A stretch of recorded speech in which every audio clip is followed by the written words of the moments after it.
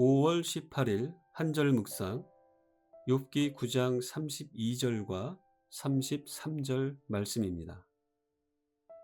하나님은 나처럼 사람이 아니신즉 내가 그에게 대답할 수 없으며 함께 들어가 재판을 할 수도 없고 우리 사이에 손을 얹을 판결자도 없구나. 욥은 자신의 세상이 무너져 내리는 가운데서도 정의를 얻기 위해 끝까지 포기하지 않습니다. 이번에는 다른 친구인 수아 사람 빌닷이 나서서 자신의 의견을 말합니다. 그는 엘리바스보다 더 신랄하면서도 신경질적인 태도로 욥을 책망합니다. 빌닷은 욥이 자신의 무죄를 주장해도 아무 소용없음을 말합니다. 하나님이 모든 백성을 공평하게 다루시는데 그분이 하시는 일에는 원인과 결과가 있다는 것입니다. 원인은 죄이며 결과는 심판이라는 것입니다. 욥의 자녀들이 죽은 것이 그에 대한 하나님의 공평하신 심판의 결과라는 논리입니다. 그러므로 욥에게 회개를 촉구합니다.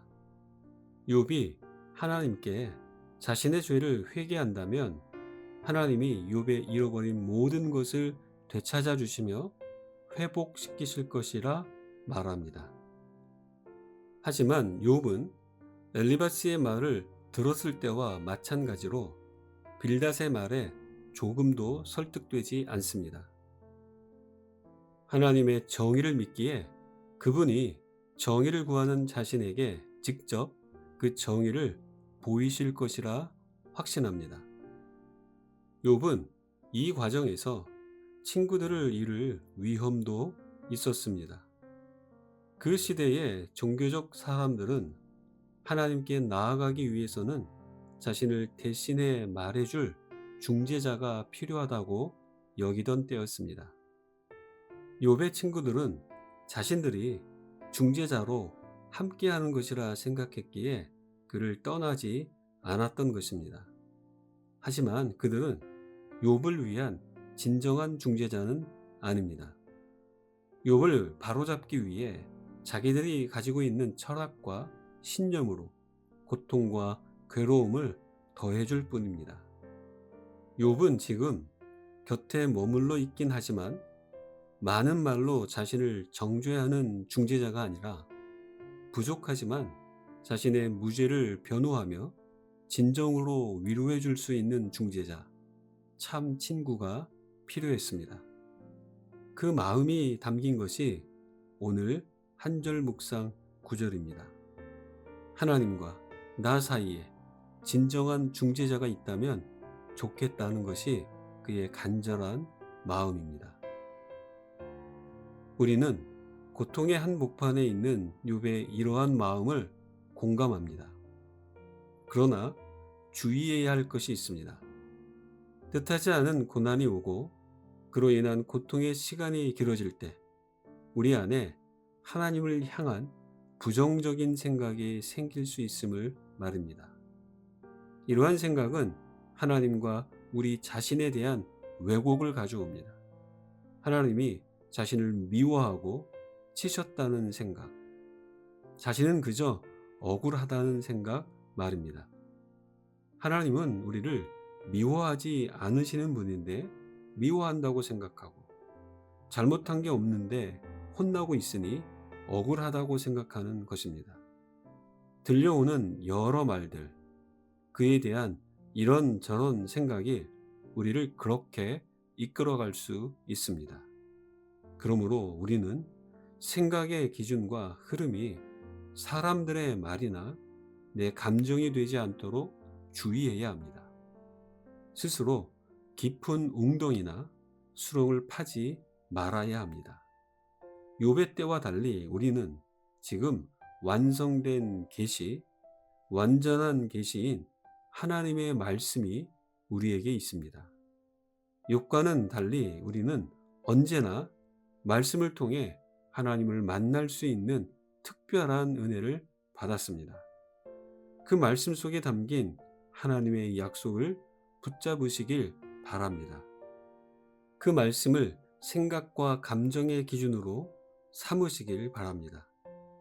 바닥만 보이는 마음의 우물에 은혜의 샘물이 고이게 될 것입니다.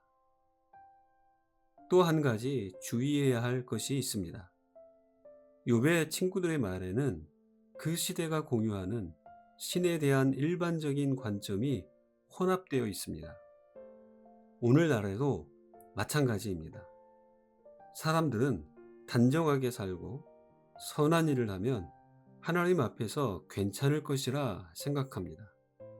그렇기 때문에 중재자가 필요 없다고 생각합니다. 예수님의 대속을 통한 하나님의 은혜가 아닌 선을 통한 구원을 여전히 믿고 주장합니다. 이것은 인간의 선한 행위가 하나님을 만족시킬 수 있다는 무지에서 나온 것입니다. 우리는 우리 자신을 너무나 잘 압니다. 우리 안에 선한 것보다 악한 것이 많고 선을 원하지만 악을 행할 때가 얼마나 많은지 말입니다. 절망적으로 보입니다. 그러나 실제로는 그 반대입니다. 우리에게는 완전한 중재자이신 예수 그리스도가 계시기 때문입니다. 이것은 우리를 절망이 아닌 소망으로 이끄는 진리입니다. 그러므로 우리는 완전한 중재자가 필요한 자들이며 또한 완전한 중재자가 이미 우리에게 계심을 기억하며 살아야 합니다. 우리의 중재자 되시는 예수님은 우리의 연약한 부분을 알고 계십니다.